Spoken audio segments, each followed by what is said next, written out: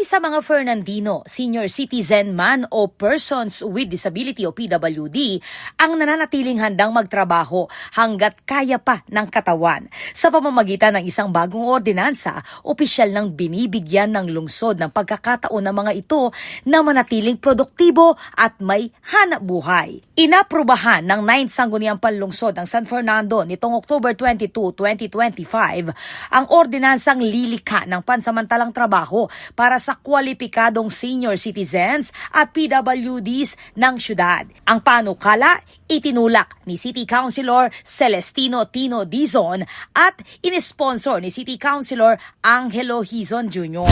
Bali, tintana pong batas keti Ciudad San Fernando, didenantala pong second chance or opportunity magobra po, din kaya katamo pong kaluguran na seniors, ang po din PWDs tamo po.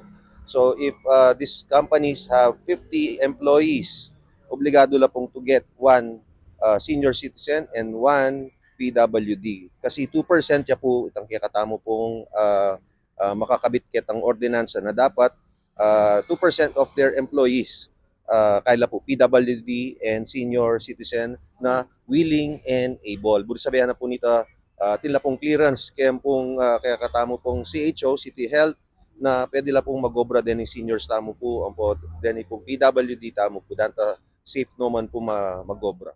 Sa ilalim ng ordinansa, inaatasan ng mga negosyo sa San Fernando na maglaan ng angkop na trabaho para sa mga senior at PWD batay sa kanilang kakayahan, kalusugan at karanasan.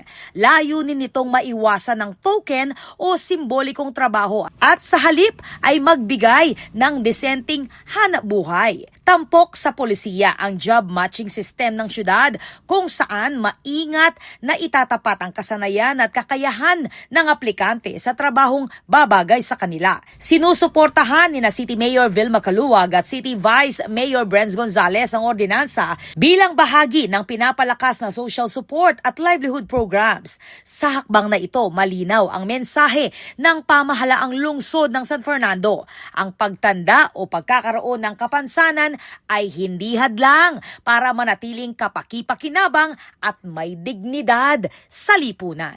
Ako po, Patricia Mamangon para King News Force, Pampanga. Balitang Totoo. King Balen, Susuyo.